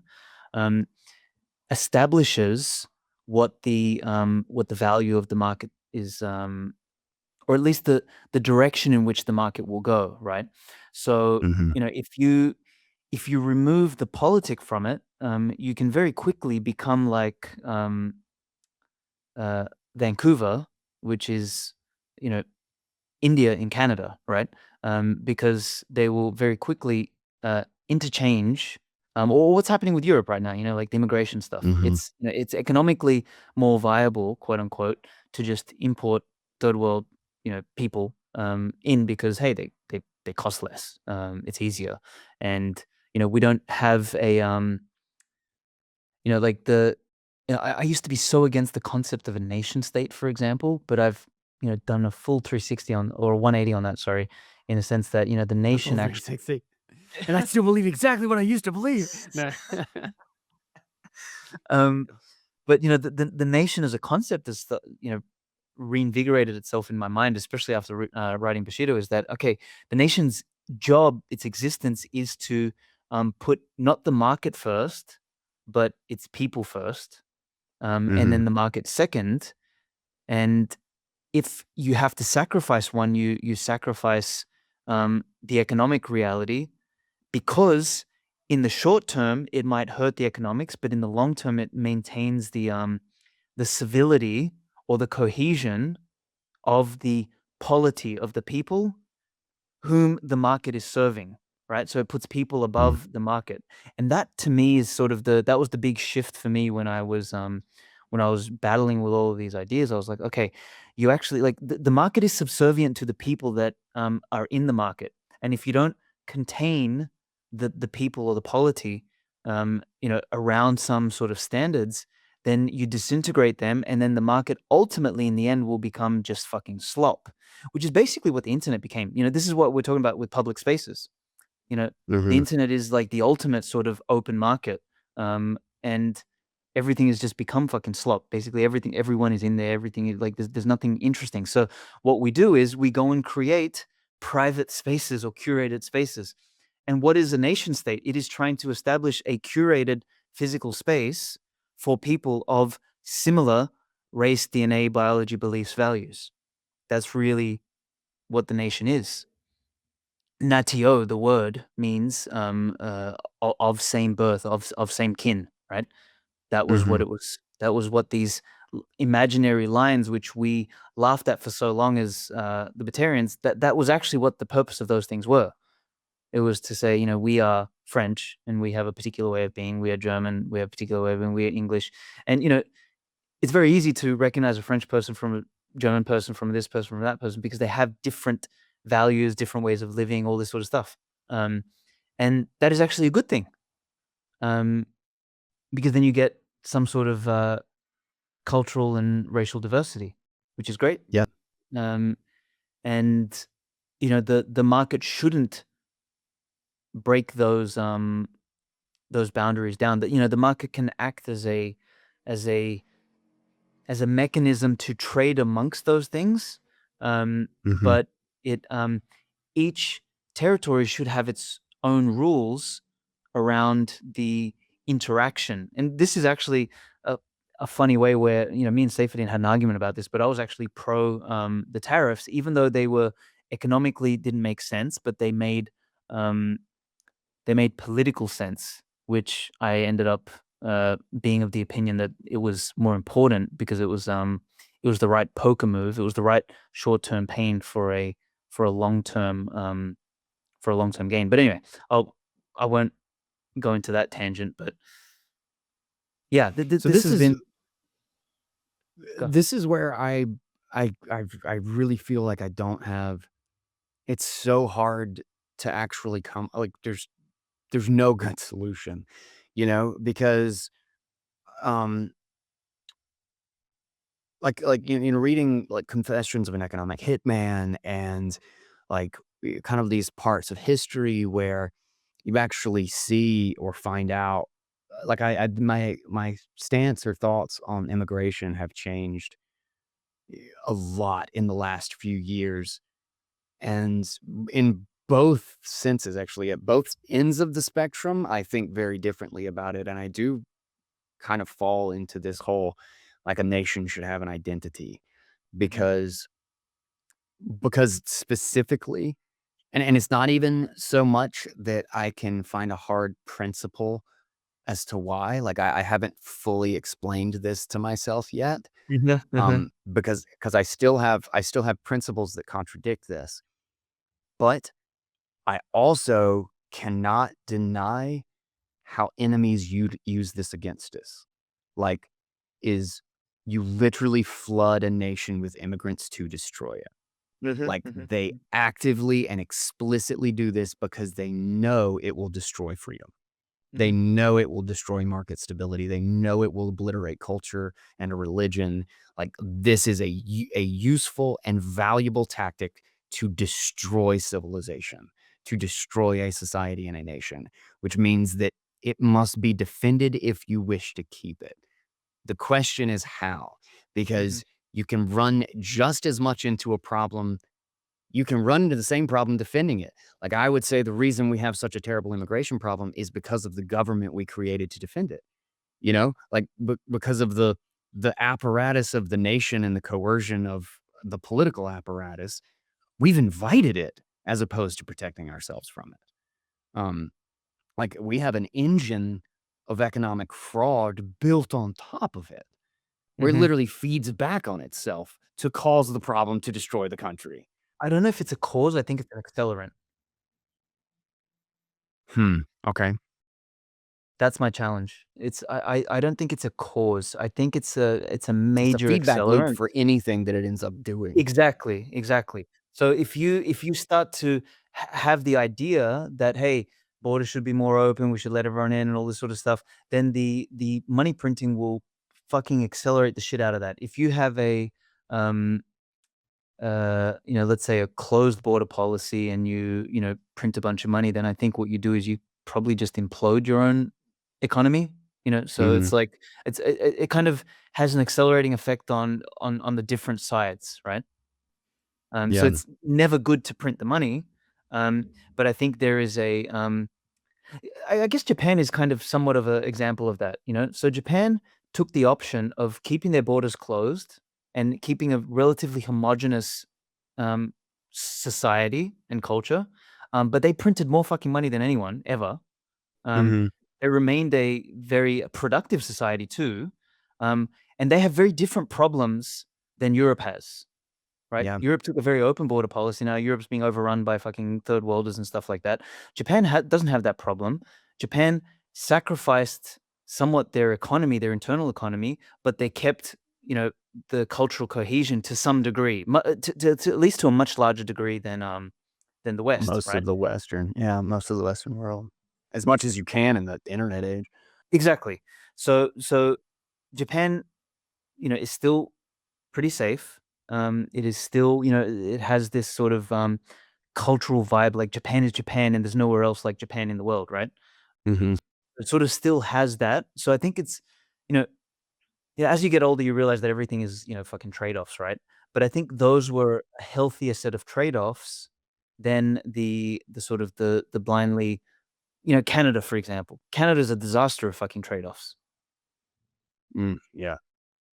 Um, This is this is actually exactly why Bitcoin is such an interesting mhm, wild card in all of mhm, this, mhm, because mhm. Bitcoin actually removes something from the politic. Yes, Like, it yes, yes, yes, removes the yes, yes. biggest feedback system Yes. of politics from politics. Yep. And this brings me all back to kind of like why I genuinely believe, so when you say that market is actually underneath politic, or I guess, uh, yeah, politic is underneath the market, like the market doesn't exist without the politic, is I actually would agree with that, in the sense that if you cannot know or have an expectation that you'd have normal social interaction with somebody, you cannot trade with them. You cannot, like, if you're worried that someone's gonna take out a knife and just stab you in the chest, there's no market taking Correct. place, Exactly. right? You Yes. have to first agree on the rules by which you're Yes. actually going to interact with each other. Correct. And someone needs to be able to enforce that. That's the sovereign. And it does that's the thing, is that I think the sense the my moral and my kind of, like, structure of what libertarianism is in my mind is that we should shift toward an era, or we should be shifting toward technology that allows us to each be our own sovereign. Is that, like, I can simply defend myself if you do not behave in the way, like, that if this turns to blows, I will just kill you. Like, if you start a fight with me, I can defend myself. We go back to dueling. And we go back to dueling. Is that if we constantly offload this responsibility, we only make ourselves weak and invite subjugation. And but the powerful thing, or the really crazy element about Bitcoin, is that it it stops a huge collective feedback loop from things continuously getting out of control, because there's an invisible fraud that feeds it. Like, so many people talk about, like, oh, we got to put in energy for environmentalism and all this stuff. And I've always, especially since I've kind of gone down the Austrian economics rabbit hole, is that I've seen this as such a total waste of time, because I could spend 10 years devoting every minute of my attention. And, in the micro sense, it wouldn't be a waste. It wouldn't be like, oh, I'm not doing anything of consequence. But if you don't fix the money, it doesn't have any. You might as well throw your telescope away, because, like, you could spend your entire life. You could spend your entire life doing every micro thing you could for the benefit of environmentalism. But if the government can literally in 2 days force through a $2 trillion spending bill, they erased hundreds of thousands, no, millions of lives, entire lives worth of effort, Lives worth of productivity. Yeah. a lives worth of productivity got shifted into whatever the hell they wanted. Like, everything that you attempted to do, someone literally, like, by typing some crap on a piece of paper and then signing it, undid all of it, or basically took in another direction, you plus a million other people. worth of you have absolutely no influence. And anything that you did produce then got used for their means. Like, it's such a profound slavery through fraud that it makes any attempt to micro direct society completely arbitrary because the money printer can undo it so quickly. Like, it will just force incentives the other way, and you'll never actually have you'll never have a societal effect. You'll only ever have a local effect. So a couple things I want to say there. Yeah. I think I used to use the word slavery a lot. I hesitate to Mhm. use it these days because it's just too heavy and it's just thrown around too much. I think it's It's the "you're a racist" of libertarians. yeah, it basically what I think it's more accurately should be just framed as stealing. And Sure. I think of slavery as like stealing is like, um, short-term post-slavery. Is it like I worked for a week and then you stole it from me? You just turned that week that I worked for myself, into you made slavery, me a yeah, slave to you. So, but yeah, yes, sure, it's yeah, theft. It's just yeah. stealing from people. It's exactly. So if we call it theft, then basically we can agree very quickly that you know, anytime you have uh, more theft in any sort of economic system, it's going to degrade, right? This is why Mhm, theft is generally much lower in high trust societies, and high trust societies are generally more politically stable because they are comprised of people with similar race, values, beliefs, theology, mhm, etc. Right? So when you have a real fucking mishmash of people who do not fucking trust each other, you increase the likelihood of theft because people they don't trust each other, they're not of the same values, they're not of the same race, they're not of the same creed, etc. Right? So this is why the political container is ultimately extremely important because it sets the environment within which you will get either theft or not theft. So mhm, um, the problem obviously with central banking though is that it bakes theft into the general system. So then it makes the political efforts more impotent, right?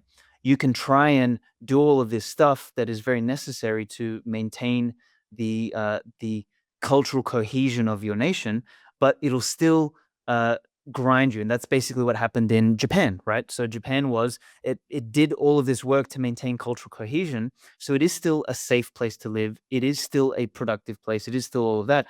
But it stole from all of its fucking people, and it burnt them out, right? mhm, Whereas in the West, we kind of somewhat did a double fucking whammy. I guess the US is a little bit more protected because it exports the inflation, it exports the theft. So the US, very mhm. intelligently just steals from fucking everybody, not just themselves. Whereas like Europe is the real basket case in Bada this. bing. Exactly, very smart. Europe is the funniest basket case because these idiots not only did they go open borders, they opened their assholes, but they also printed money and they stole from themselves and they got stolen by the US. And basically, Europe kind of like literally, that meme with that white chick and the five black guys. That's Europe, right? Europe is that white chick on the fucking sofa. Um, you know, they print money, Europe prints money, the immigrants come in, fucking leftist policies, like the whole thing is, a fucking gangbang. Um, but what I kind of wanted to say here is yes, Bitcoin is very important because it removes the monetary piece out of the political game, which is extremely important because what it does is just fucking kills that layer of theft. Mhm, Um, Super important because so it kills structural theft. And that was the big point in the book. I always said, like, look, Bitcoin is the fucking keystone. You need that, but it's not the only thing that matters. So all of the other stuff that matters is very cultural, political, and behavioral in nature.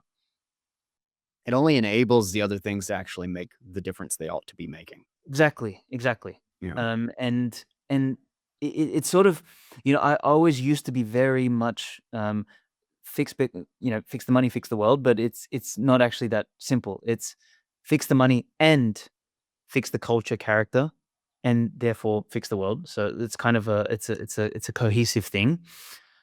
Yeah, but the book I'm actually writing, the way I try to explain it, because it is very much, oh, fix the money and the world will just be fixed. And it's not. I think the way to think about it is that if you fix the money, we actually can fix the world. But you still have to do it. You still have to do You it. can't. Correct. It's that if you don't fix the money, you're not going to be able to fix it. But if you fix the money, you can fix it. But you don't. Fixing the money doesn't just fix it. You know. Correct. Well, at least I would say even now that I'm, a little bit more maybe jaded by existence, I would say you have a shot at fixing it. You have a shot at fixing it. Exactly. I don't think we ever fucking fix it. I think we're like the very nature of existence is that we're always fixing something and then Yeah. breaking something else and fixing something else, breaking something else. Um, If the money is broken, you're gonna constantly run into negative feedback loops that take you in the wrong direction. If the money is if you actually fix the money, then you can actually be on a constant path of progress with all the ups and downs and the problems and pains that will always come with.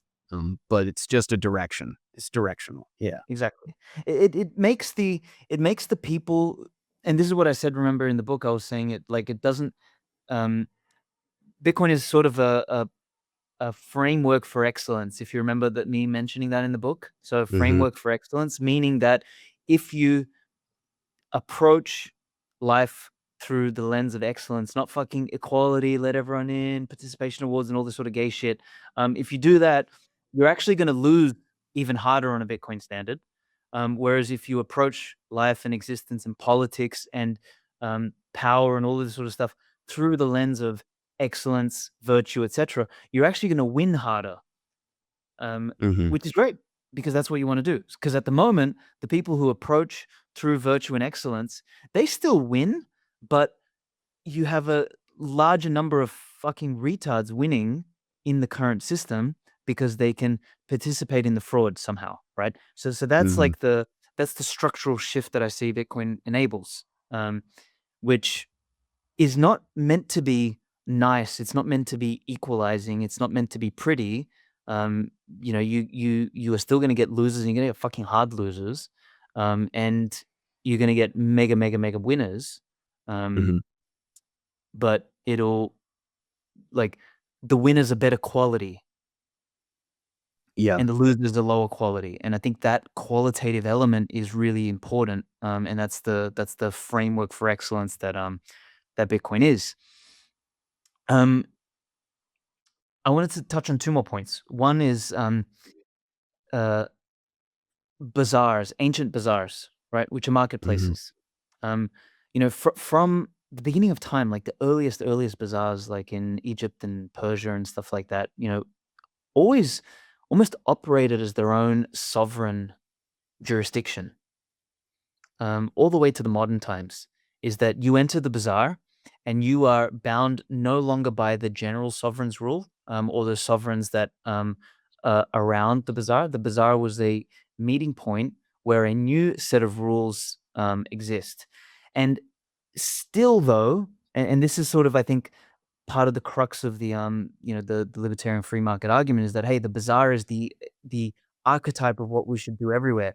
But the what is failed to sort of to what is often failed to be realized is that the bazaar is actually the sovereign within that piece of territory, and it's Hmm. often um, it exists by virtue of the agreement between the sovereigns that surround it. So there's an agreement between the sovereigns where they meet, and they say this territory here is where we will do trade, and Hmm. then it enables that to occur. In the absence of those sovereigns, it is very hard for a place like that to um, exist because some fucker will come and raid it, basically.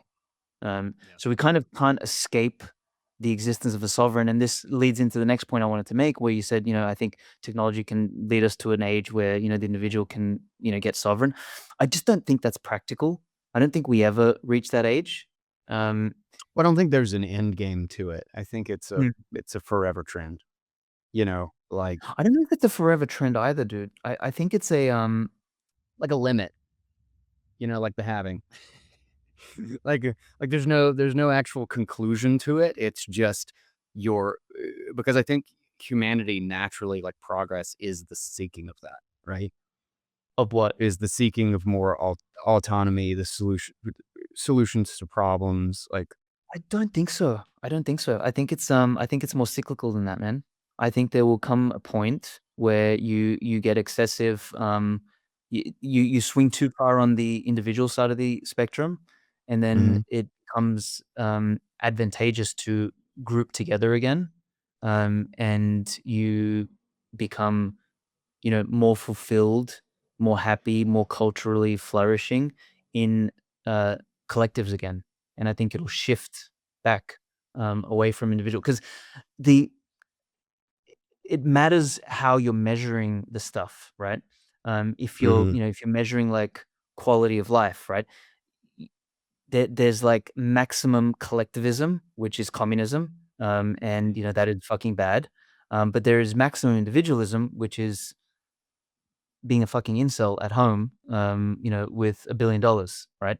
Um, like there's, and I'm being facetious, obviously, but there is, I think there's a resurgence of the desire for people to build tribes, communities, even fucking like network state, like even microstates, and saying that we're going to do this and we're going to really group together because getting 10,000, 100,000, million people, 10 million people of a similar mindset, similar ideology, similar, um, vision for the world is way more powerful than individuals doing it.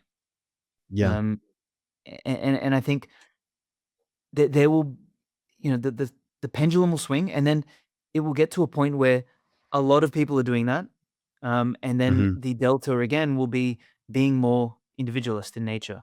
Um, maybe the argument could be made that the, technology kind of maybe shifts the window of the spectrum more towards the individual side because you It can do certainly more. changes the environment for where and how those Mhm, networks come mhm, together. Like, mhm, without a doubt, it does that. And I've always kind of pictured it in my mind as this 2 steps forward, 1 step back cycle, um, where you gain more autonomy and capacity to actually have influence and power just because society at large is doing that. But it leads me back to this idea, like, when you mentioned the bazaar, I thought that was a really good element because kind of this idea of libertarianism that I've always had or have kind of grown into over time was this sense that the natural state of society's evolution is to balkanize around these kind of like little bazaars and fiefdoms and groups and like micronations that simply have such small barriers to exit that a bad one cannot be sustained for too long. mhm, mhm, That and that is like the sense of freedom and the sense of sovereignty, right? Is do I have the capacity to easily exit from this situation when it becomes when the collective basically starts going against me. mhm, Um mhm, and and I think in that same sense is that you do end up developing standards of politic in the sense of like the use of violence simply because you have to figure out how to get a whole bunch of disparate people and cultures to work together because cooperative environments or cooperative agreements are more valued. Like their win-win agreements are better than win-lose every single time, right? The just evolutionarily speaking. Um, but the problem is, and Knut von Holm talks about this, I think it was in his first book, is that collectivists will always win over balkanizers, over individualists, because they're explicitly willing to give up their beliefs or their standards to just be part of the group. And that group will eventually grow big enough from a bunch of people who don't really care what the standards are. They just want to listen to the same authority. That authority becomes so powerful that it can take over any small competitor. Um, That's somewhat true. There's also the group that is, really strongly aligned. So the Spartans, the Romans, etc., where sure. it's not just a bunch of It's not monkeys. sheer number. Yeah, yeah. Yeah, exactly. It's actually functional number, and Germany is a great example of that. Like there's a Germany rebuilt itself between World War I and World War II because of that reason. They were Mhm. both. It was a collective and it was very well organized. And this is why sometimes like just the blanket statement that all the collectives are just a bunch of retarded people is not really true. And you learn that a lot from Yes, it reading is. history. Yes, it is. Don't gaslight me. Um, you know, the the Spartans are the best example that I always sort of think back to. Even the samurai, Mhm, it wasn't you that was important; it was the man beside you. Like you were mhm, you were punished far more severely for dropping your shield than your sword, right? So it was certainly a collective environment, but it was far more aligned than what you would call a I don't know, like the modern nation state made up of a bunch of fucking people who don't like each other and who don't know each other, right? That's very different. mhm. Yeah. I don't know. I'll tell you what. One of the things I walked away from after the book was I was less confident in a lot of the conclusions I had come to, Mhm. but I think I was more confident in some of the reasons and direction. And I think as I've gotten older, I've generally thought more that way, is that everything is just a direction. Mhm. Like, Mhm. almost to the sense that there isn't a conclusion to anything. There's no real hard there's no end, there's no solution. There's, Thomas Sowell, right? There's not even anything as a solution. A solution doesn't exist. It's just a trade-off, Mhm. you know? Mhm. It's a question of which trade-off and trade-offs changing over time. Yep. And it's also why I don't believe in this whole idea of this singularity and Mhm. AGI and all this stupid shit. Is it like Right. this is totally at odds with everything that I know about everything. And Mhm. value is only relative. It is Yes. explicitly relative, Yes. Yes. Yes. which means that it's just going to change what the value spectrum is and Uh-huh. where it lies. Uh-huh. It Uh-huh. cannot Uh-huh. possibly just make it so that like everything's done. Like that's idiotic because whatever it does complete will just be the thing that is of no value Yeah. anymore, Yes. Yeah. Like Yeah. but it will always just be compared to the thing that's more difficult. Yeah. Yeah, I mean, that's like what we said before about, like, there's only a couple rules in life, right? So one of the rules is Yeah. it's everything is a fucking trade-off. The other rule is Mhm. there's directions, not destinations. Another rule is that, all value is relative. Another rule actually is all status is also relative as well. Like, Yeah. it was cool to be online 20 years ago. It's not fucking cool anymore. You know what I Whoa, mean? dude, you're online. Yeah, it's like, now, like, in fact, in I actually think in the next 5, 10 years, it's actually gonna be cringe to be online. It's like, Mhm. you're still online? Like, really? You spend how You're an many ex hours you're a fucking on loser, bro. social? Yeah, Yeah. exactly. Like, I think the ultimate status symbol in the next 5, 10 years is, like, you are a complete fucking ghost. Like, you don't have an Instagram or a Twitter or anything like that. You just, like, live entirely in the real world. Like, being fucking Amish is gonna be a status symbol in the next 5, 10 years. So it's like It already sort of is.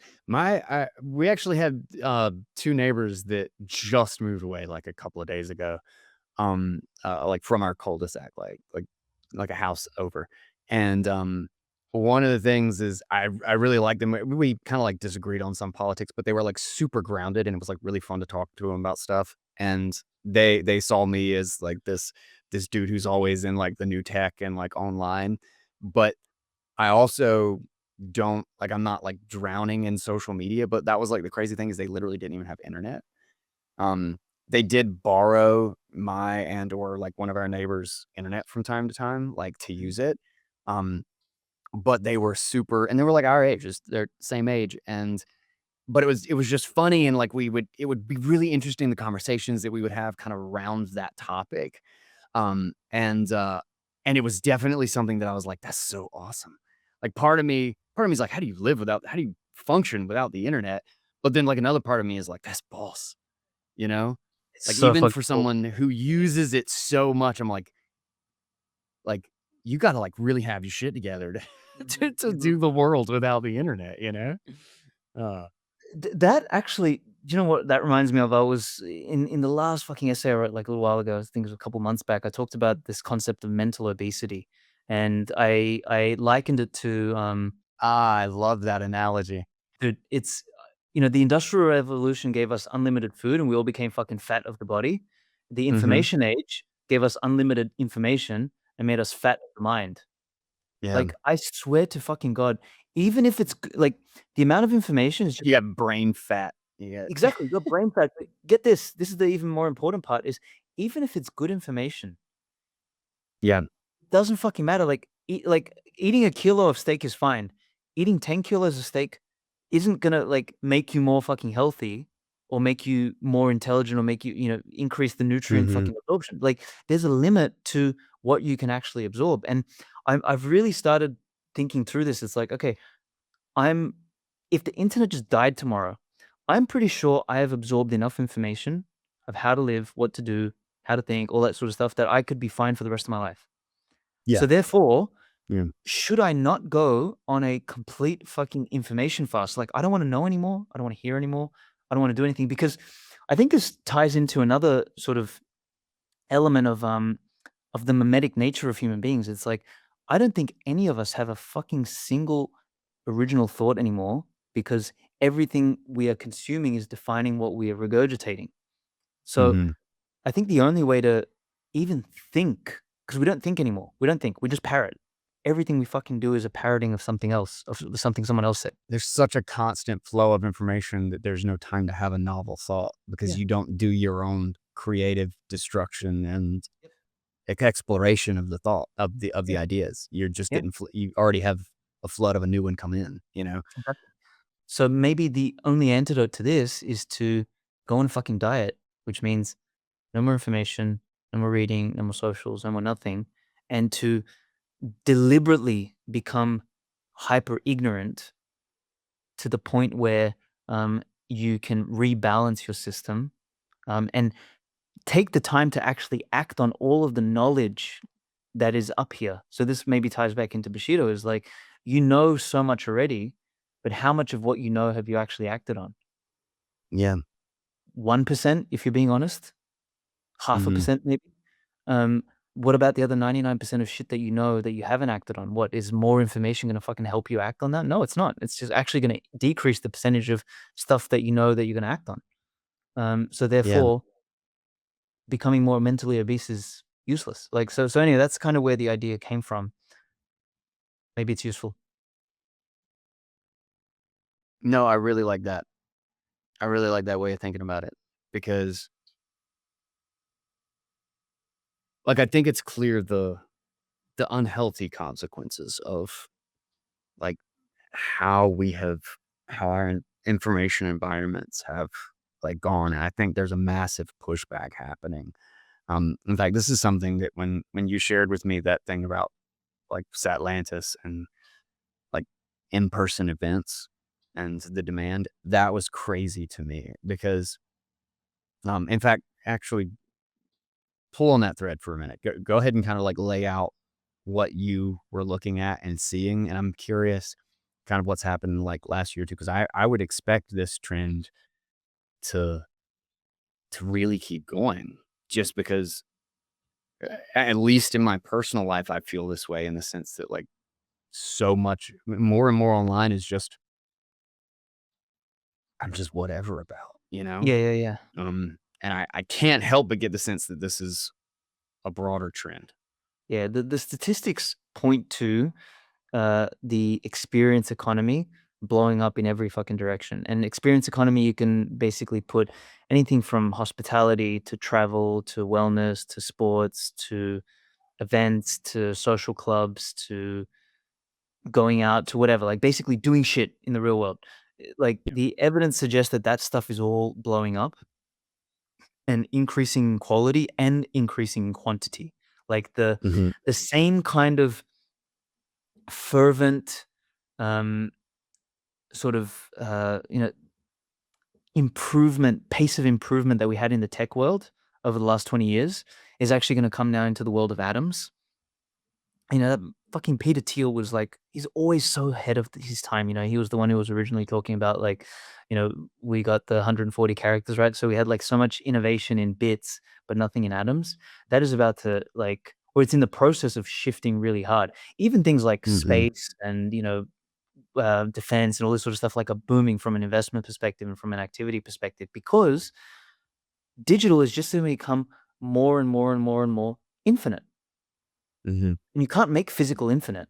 I mean, like physical is fundamentally infinite, like in the universal sense, but in Yeah. sort of the day-to-day sense, like it's hard to do. So whenever you have quantity in one dimension, quality will migrate. So it's like quality and value both migrate to zones of scarcity.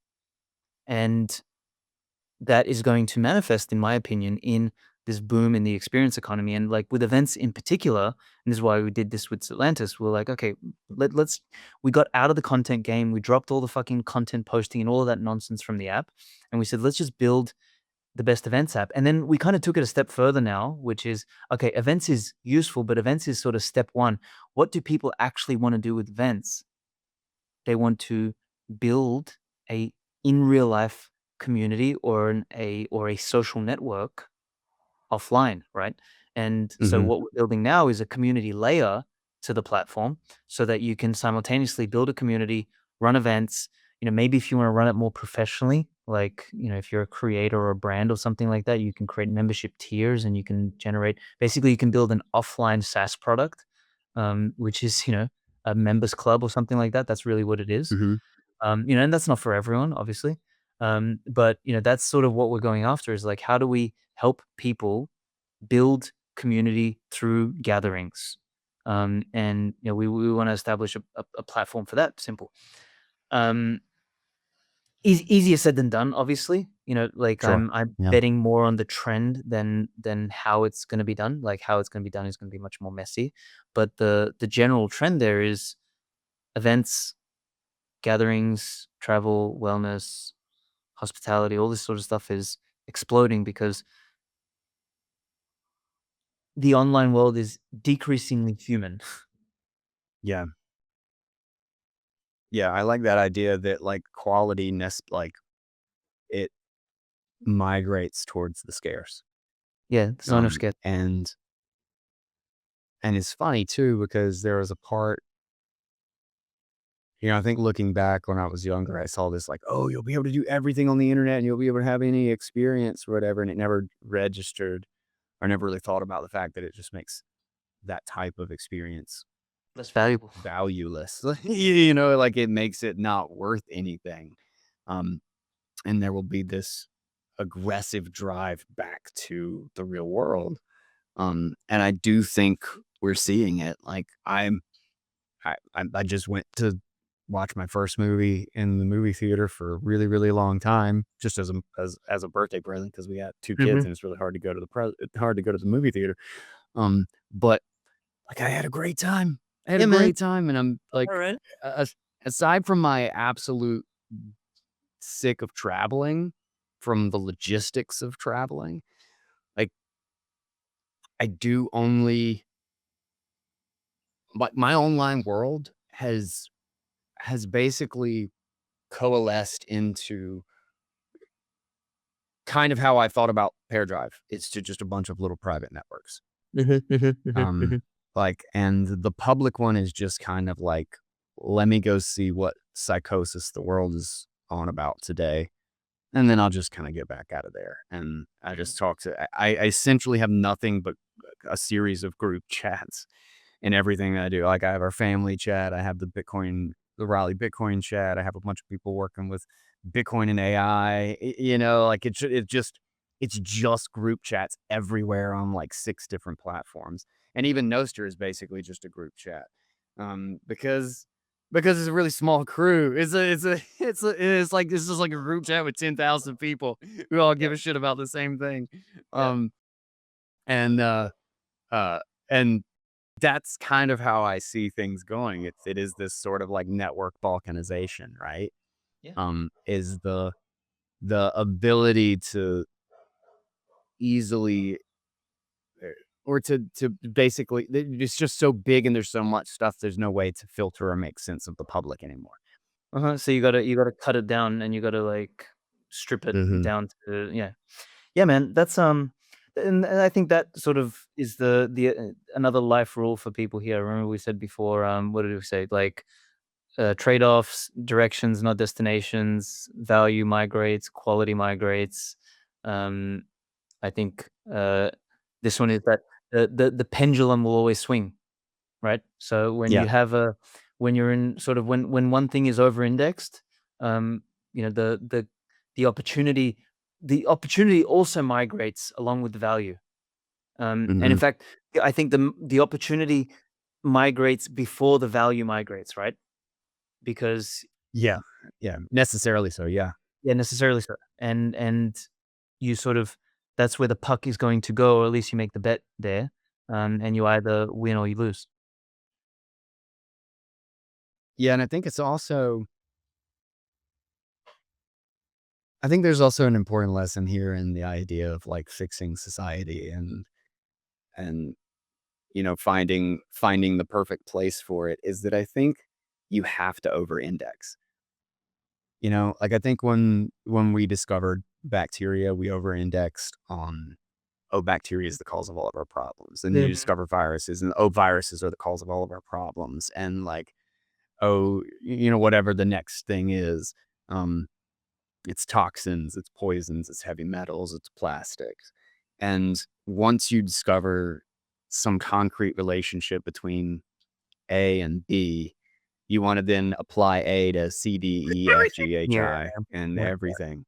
And it's actually in the over indexing, it's in the oversteering because like society, because it's an aggregation of everybody's value judgments, it's this attempt to kind of have this collective sense of direction. I don't think you can actually tell you've oversubscribed until you have. Yeah, exactly. I think Yeah. it's actually in the oversteering that you actually are able to recognize that something is off course Mhm, because we're mhm. all driving blind, right? It's like you're in a plane where you don't actually have any way to tell that you're going up, down, level, left, or right. You have no horizon to look at. And it's just kind of like, oh, we have to pull up because literally everybody in this is like leaning forward. Like you have to see the incorrectness and the consequences of a bad decision or direction or a standard in order to find what the new one is or the better one is. And because we're all flying and two reasons, because we're all flying blind, we're explicitly trying to make sense of information that cannot be individually acquired. Um, like the compute task itself, it's not even like a matter of intelligence, but you just cannot compute the information. Um, and then the other sense that like nothing is static.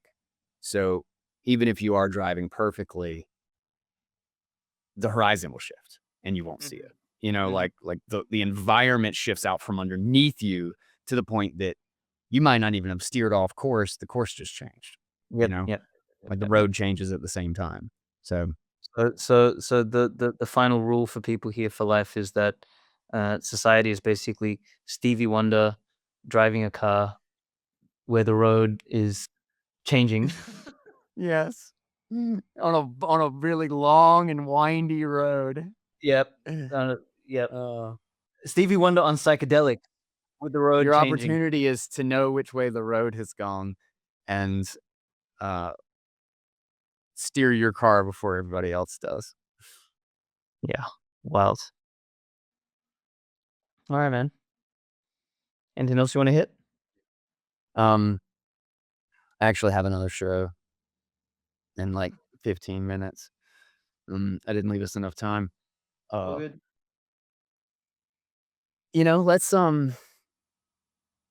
let's think on this. We'll come back to it. We'll be talking again in a few months. Uh, how you doing though? You doing all right? Doing good? Yeah, I'm good, I'm good, I'm good, I'm good. I'm just How's the kid? the kid's How's the great. kid and the wife? He's the highlight, and wife is great, man. She's, she's fully healed up. She's just starting to get back into training and movement and stuff like that, so she's on her Nice. postpartum journey. For me, it's,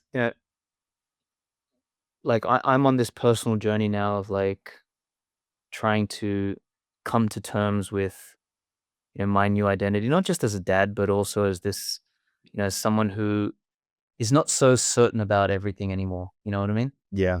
Be Yeah. so much like, I used to have so much more certainty, um, and it's a strange feeling, not being as confident around particular things, and I'm wondering how much of that is a phase, how much of that is, maturation, how much of that is also just like me being pissed off at myself because I made very much the same mistakes as you mentioned earlier about like wanting to build 10,000 things. You remember what Atlanta started off as, this big fucking massive Oh, yeah. behemoth Yeah. fucking thing. Oh, I'm gonna build a fucking basically build Facebook from a standing start. So Just from 0 to Facebook. absolutely idiotic. So it's like how much of that is, my disillusionment and pissed offness with myself, and how much of that is like a valid um, wanting to withdraw and change as a person, all this sort of stuff. So it's an interesting time for me personally. It's Mhm. a time of discovery and a time of reinvention. I feel like, when I came into 2026, I was like, yeah, it's gonna be the biggest fucking year. I'm gonna pump this and that, and I think part of like Bitcoin also crashing and like changing a bunch of my plans as well because I had like price point in my head. I was like, okay, Bitcoin hits 250. I'm gonna do this. I'm gonna buy this land. We're gonna start building a house. All Yeah. this sort of stuff. And Everybody starts expecting that, and I think that's why we're getting the nut kick. Everybody, yeah, expectation will screw it up. They'll reverse it every time. my wife calls it counting apartments. So she was like, "You idiot." She was like, "You were counting all the apartments you were gonna buy before you fucking had them." For the eggs hatch. Wait, what? So literally, like all of this stuff has kind of made me. You counted the apartments for your Bitcoin hatched. Oh shit. Yeah, That's so funny. 2026 is a year of more of reinvention and reflection for myself than what I thought it would be. So we'll Mhm. see. We'll see. It's an Yeah. interesting time. How old's your boy now? 7 months. 7 months. Dude, I'll tell you. So my little girl is she's 11 months. Excuse me, 13 months. And I'll tell you, 11, just right at a year, literally full transformation. Really? Like, the existence of this human alters entirely. There's like 3 new layers of communication. The number of oh my god, you're gonna have so much fun. It's so hilarious. Oh my god, 7 months. You are about to get into it. You are so close. I need to hear about it. You're gonna have to send me pictures and stuff. And video. It's been so much fun watching this little shit just like develop a personality, man. And he'll like, because It'll be there. At 12 months, it'll fully be there. It'll fully be there. he's so much fun. Like in the morning, like now he's like he's starting to build up the dexterity in his hands and stuff like that. So he can do stuff.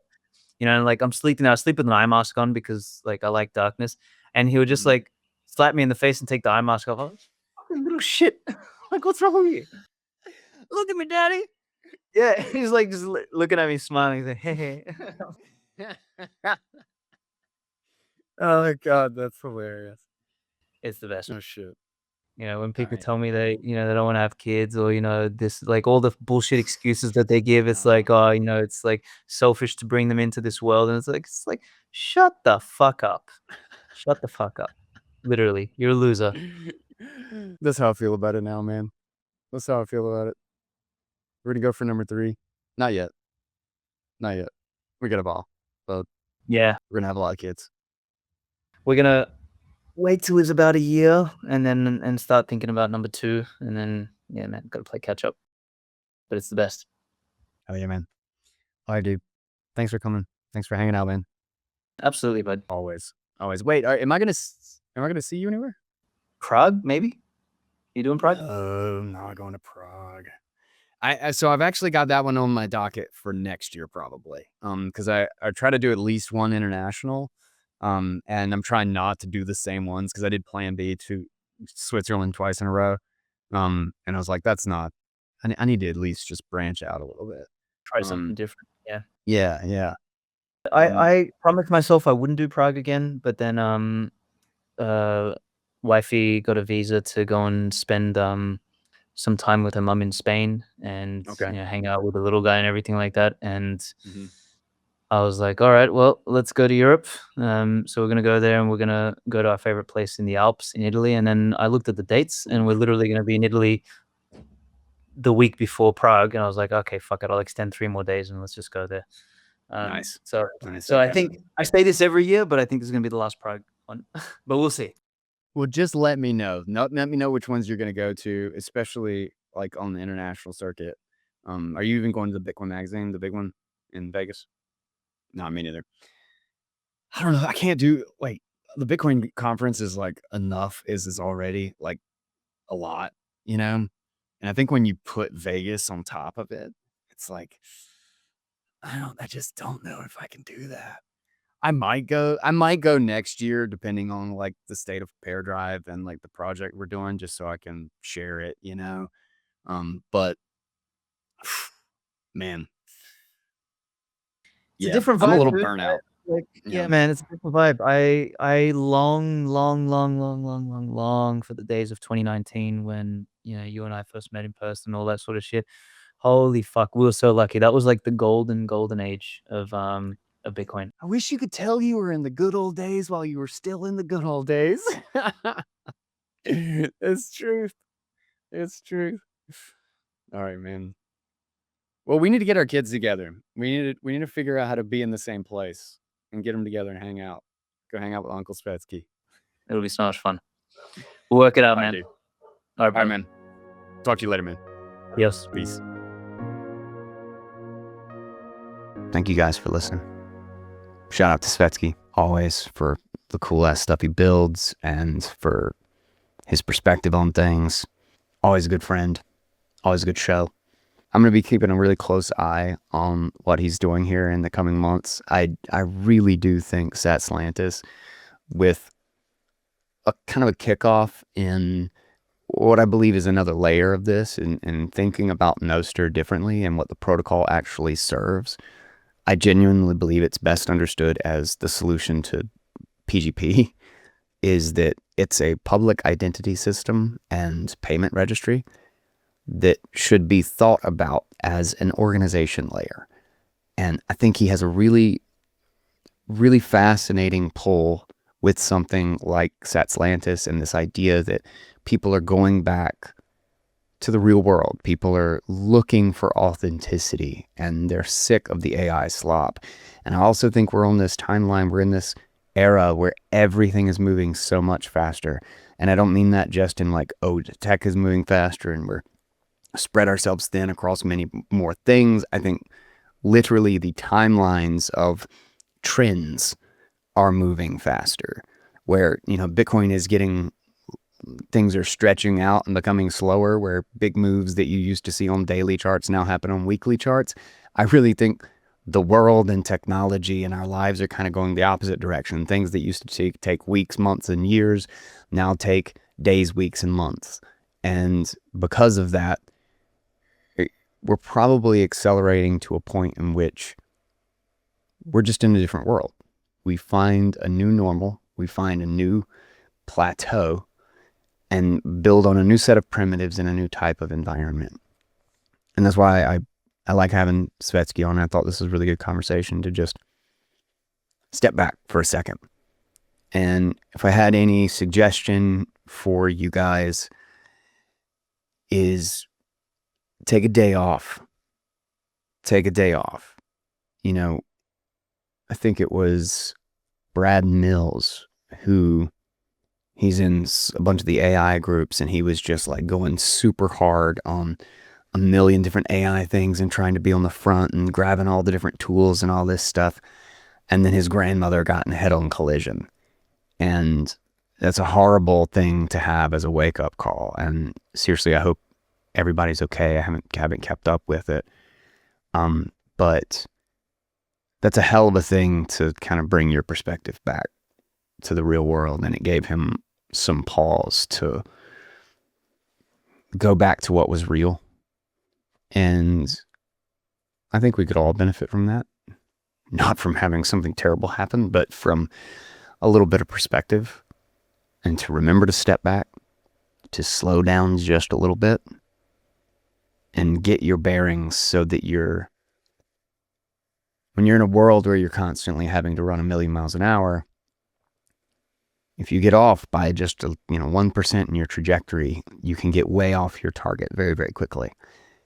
And you might save yourself a year's worth of correction if you stop, take a moment, go outside, and reflect today and correct that 1%. So, anyway, that's a little, I hope that's some kind of useful advice to just take a moment and get your bearings, because we got a lot to do and a lot to build, and we live in crazy times, and we have a lot of people to build for. So yeah, this is Bitcoin Audible. I am Guy Swan, and until then, that's our 2 cents.